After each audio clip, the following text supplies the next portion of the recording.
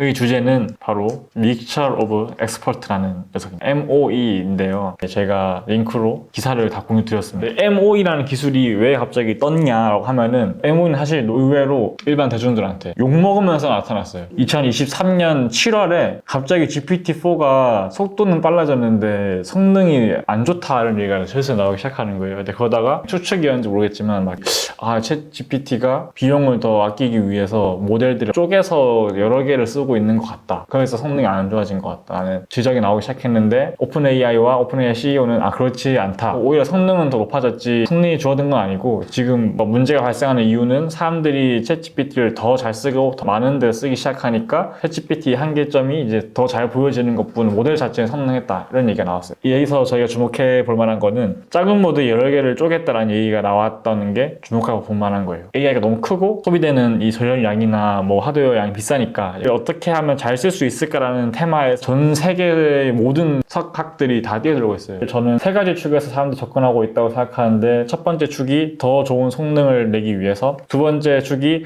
더 안전한 성능을 내기 위해서, 세 번째 축이 더 싸게 돌리기 위해서. 더 좋은 성능을 내기 위해서는 파인 튜닝 어떻게 할까, 프롬프팅 어떻게 할까, 어떻게 하면 모델 크기를 더 키울 수 있을까, 어떻게 하면 선별 처리한 데이터를 다 학습시킬 수 있을까, 이런 얘기가 나오고 있는 것 같고, 어떻게 하면 더 안전한 게 나올 수 있을까 하면 정확도 높이기 위해서는 레그 같은 것도 쓰이기 시작하고, 트러스트워티니스라고 얼마나 신뢰도 있는 데이터 내보낼 수 있는가, 또는 얼마나 일관된 정보도 내보낼 수 있는가, 이런 얘기가 나오고 시작하고, 이번 기술에서 얘기해보고 싶은 거는 더 싸게 돌릴 수 있는가에 대해서 사실 이전에 저희가 투자한 스퀴즈비치라는 스타트업이 AI 컴프레션이라는 기술을 활용을 했는데, 또 다른 방법론 중에 하나가 바로 오늘 얘기하려고 하는 Mixture of Expert라는 기술이에요. 이 용어가 확 뜨게 된 거는 오픈AI가 아니라 23년 10월도에 나왔던 미스트랄이라는 프랑스계의 LMM 스타트업이 8x7B라는 모델을 내보내면서 유명해졌는데, 미스트랄에 대해서 잠깐 얘기해보면 미스트랄은 되게 신기한 스타트업이에요. 23년도 4월인가에 창업을 했는데 6개월 만에 유니콘을 찍었고요. 그 6개월 동안 4천억을 투자를 받았고 덕분에 컴퓨팅 파워 쏟아부으면서 LM을 만드는 데 성공했어요. 다시 본론으로 돌아와서 MOE가 그래서 뭐냐? Mixture of Expert라는 거 보면 알겠지만 이제 전문가들의 조합인 거잖아요. 아까 미스트랄이 내보낸 모델이 8 곱하기 7B라고 말씀드렸잖아요. 보통 챗GPT 같은 거 70B 이러지 8 곱하기 7B 이러지 않죠. 보통 그냥 56B 이럴 거 아니에요. 근데 얘네는 뭐가 다르면은 8개의 7빌리언짜리 모델이 모여있는 형태를 구조를 가지고 있어요. 그래서 이 Mixture of Expert의 8개의 7B들을 이제 각각을 엑스퍼트라고 하는 거고, 이 엑스퍼트들을 묶어놨기 때문에 이제 MOE라고 하는 거죠. 왜 이렇게 만들면 더 효율적인가라고 하면은, 일단 8 곱하기 7B는 실제로 56B는 아니에요. 저 옛날에 AI 모델은 연산의 덩어리라고 했잖아요. 근데 이 연산의 덩어리 중에서 8개의 전문가들이 공유하는 애들이 있고 쪼개져서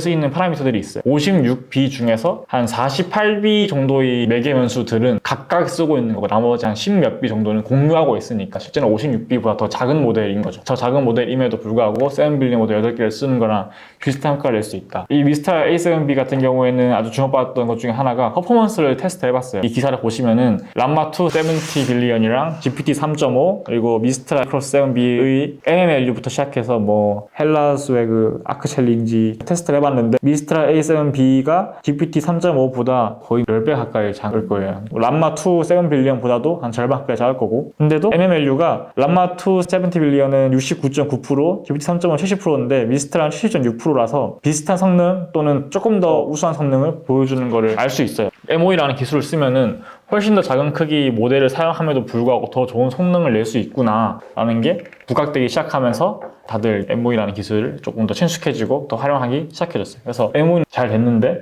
왜 GPT-4는 잘 안 됐다고 했었을까? 라고 하면 사실 각동되는 방식을 보면 8개의 전문가들이 있는데 8개의 전문가들에게 일을 주는 라우터 모델이라는 매니저가 있어요. 이 라우터 모델 한 역할은 그러니까 일을 받으면은 이 태스크가 어떤 의도를 가지고 있는 태스크인지를 판단해서 8명의 전문가 중에 제일 일을 잘할 것 같아서 딱 줘요. 그래서 적절한 비유지만 사실 틀린 비유이기도 해요. 왜냐면 8개의 전문가가 특별하게 태스크를 정해놓고 만들어진 모델은 아니에요. 항상 말하지만 AI라는 거는 저희가 자연어로 말을 해도 얘네들이 보는 건 숫자잖아요. 벡터로 되어 있는 행렬이 들어올 거고, 이 행렬을 본 라우터 모델이 행렬을 싹 보고 1, 2, 3, 4, 5, 6, 7, 8 모델 벡터 값들 중에서 확률이 가장 높은 애들 순으로 이렇게 주기 시작하는 거예요. 이러한 거를 판단하는 탑K 알고리즘을 통해서 이 태스크는 2번, 4번 모델이 잘할 것 같아 하고 2번, 4번 모델한테 그 일을 주면은 2번, 4번 모델이 함께 결과값을 도출을 합니다. 그러니까 이런 형태로 작동이 되고 있고, 재밌는 점은 이 MOE 라우터 기술도 만들기 쉽지가 않은 이유가 이유가 어떤 태스크를 받을 때 누구한테 주는 게 적절한가에 대해서 학습을 시켜야 되는 거잖아요. 이 라우터 모델 자체도. 그래서 오픈 AI가 처음에 살짝 비슷비슷했던 거는 이 라우터 모델이 조금 부족했던 게 아닐까? 그런 추측을 하나 말씀드릴 수 있을 것 같고. 질문 있으실까요? 그럼 GPT-4랑은 다른 거예요? MOE랑? GPT-4에 MOE라는 기술이 들어가기 시작했어요. 그러니까 3.5에는 MOE가 안 들어가 있는 거죠. 그러니까 MOE가 들어가서 성능이 더 좋아졌다라는 표인 거죠? 그죠. 그래서 라우터가 이렇게 분리해 주는데 또 하나의 재밌는 점은 8개의 엑스퍼트한테 일을 주는데 너무나도 명확하게 한 명한테만 주면은 또 안 돼요. 왜냐면은 어떠한 일을 계속 하는 모델한테 줬는데 얘가 좀 연산이 느린 모델이다 하면은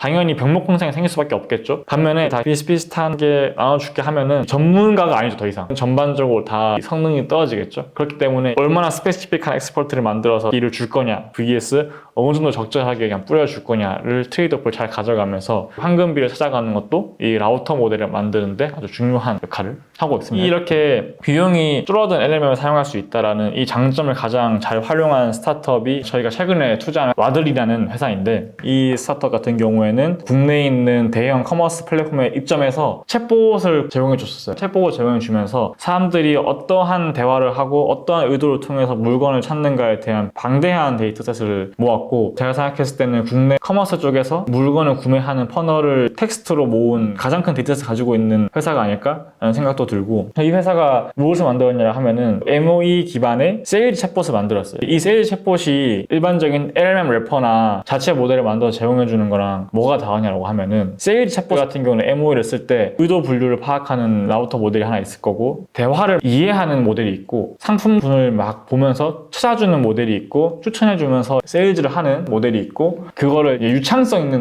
문장으로 만들어주는 모델이 있겠죠. 근데 이 모델을 와들은 굳이 다 만들 필요가 없다고 판단했던 거예요. 왜냐면은 사실 그 상품 데이터들 학습에 추천해주는 거는 제일 잘 만들어요. 근데 이 모델은 클 필요가 없단 말이죠. 중요한 거는 얼마나 말을 유창성하게 하냐. 유창성 있게 하려면은 GPT-4 같은 큰 모델을 만들어 유창해지는 거죠. 그러니까 이게 굳이 또 저희가 할 필요가 없는 거예요. 근데 그렇다고 이 API를 전부 다 갖다 쓸까 했더니, 그러면은 데이터를 모아놨던 이 장점이 사라지게 되고, 또 하나의 문제점은 국내 다양한 커머스 기업들이 추구하는 세일즈의 온도도 다르고 방법도 다르고 갖고 있는 커머스의 제품도 다르죠. 그러니까 다 다르게 대화를 해야 될 거잖아요. 그래서 어떻게 하면 이 각각의 플레이어들에게 잘 들어갈까에 대한 고민을 하게 되면서 MOE를 쓰게 된 거예요. 굳이 고객들이 달라질 때마다 바꿔줄 필요가 없는 큰 거는 챗GPT한테 넘겨버리고 저희가 잘할 수 있는 거 모델만 딱 골라서 만들고, 실제 챗봇이 세일즈를 했을 때 클릭률이 첫 1주 차이는 뭐 18%였는데 마지막에 뭐 27%까지 올라간다든지, 그런 실시간 학습도 가능한 AI 모델을 만들어서 그 각각의 다양한 도메인에 잘 들어갈 수 있어가지고 패키징만 잘하면은 셀프 서브 디폴트도 만들 수 있고, 그래서 비용이 얼마나 저렴하냐라고 하면은 비슷한 걸 만들고 있는 회사가 하나 있어요. 똑같은 걸 제공해주고 있는데 여기는 통짜로 챗GPT 쓰고 있다 보니까 와들에 비해서 컴퓨팅 파워가 2배 가량 더 높아요. 비용이 더 2배 비싼 거죠. 이제 그런 점에서 따지면 저희는 성능도 챗GPT만큼 잘 이제 추천해 주는데, 또는 더 잘해줄 건데, 실시간 학습도 되고 각각의 다른 고객들의 니즈에 맞춰서 변화도 쉽게 해주고, 근데 가격도 싸. 큰 모델의 장점과 작은 모델의 장점을 적절히 융합하면서 내보낼 수 있는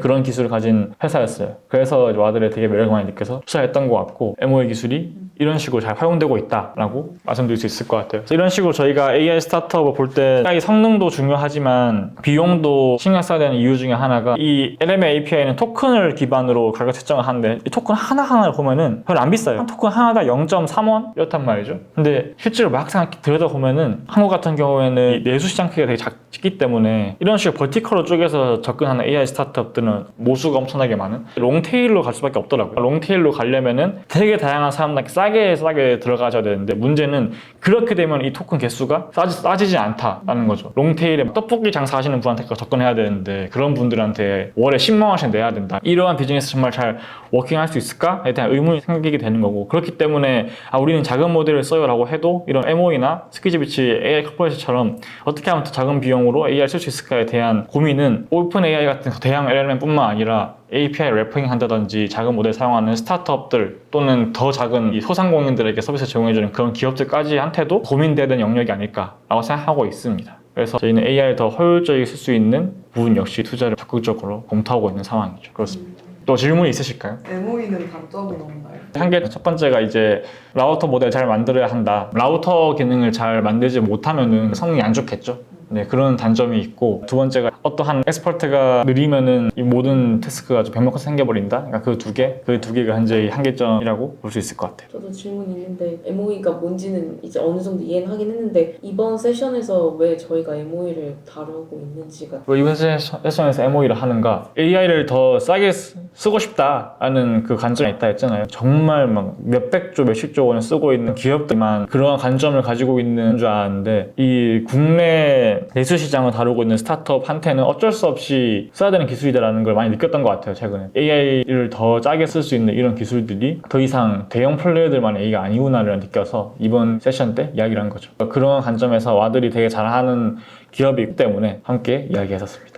와들의 솔루션을 서비스에 적용을 하면은 뭐 챗봇을 실시간으로 해줄 수 있는 거 말고도 다른 뭔가를 더 할 수 있는 게 있는 거예요. MOE를 쓰면요? 네. 그죠. 그 중에 하나가 말씀드렸던 각 고객사에 맞는 AI를 바로바로 만들 수 있다가 핵심이에요. 각 기업들 니즈를 맞춰주기 위해서 적절하게 튜닝을 해줘야 되는데 문제는 큰 모델 같은 경우에는 파인 튜닝도 힘들고 그 고객사만 갖고 있는 고객사의 데이터를 추가 학습시킨다고 해도 워낙 모델 자체가 크니까 변화가 별로 없어요. 스페시픽한 모델 프로덕트를 만들어주지 못하는 거죠. 근데 작은 모델이 포함되어 있는 MOE를 쓰면은 모델 자체가 작기 때문에 실시간 학습이 가능한 뿐만 아니라 고객사의 데이터를 넣어서 고객사에게 맞는 모델을 제공해 줄 수도 있고 파인 튜닝도 더 쉽게 할 수 있죠. 그런 장점이 있는 거죠. 그게 왜 가능한 거예요? 모델 크기가 작으니까 파인 튜닝 되고 적합한 데이터 넣을 수 있으니까 웬디만을 위한 AI를 만들 수 있는 거죠. LMM은 웬디만을 위한 챗GPT-4 못 만들어주잖아요. 그거 만들려면 학습을 몇백억 해야 되는데. 근데 와드 같은 경우에는 쪼개놨으니까 이 쪼개놓은 익스퍼트 중에서 웬디 담당 익스퍼트를 그냥 작게 만들어주기만 하면 되는 거죠. 근데 이건 훨씬 싸죠. 그렇기 때문에 커스터마이제이션이 더 가능한 거예요. 그렇습니다. 오늘은 여기까지.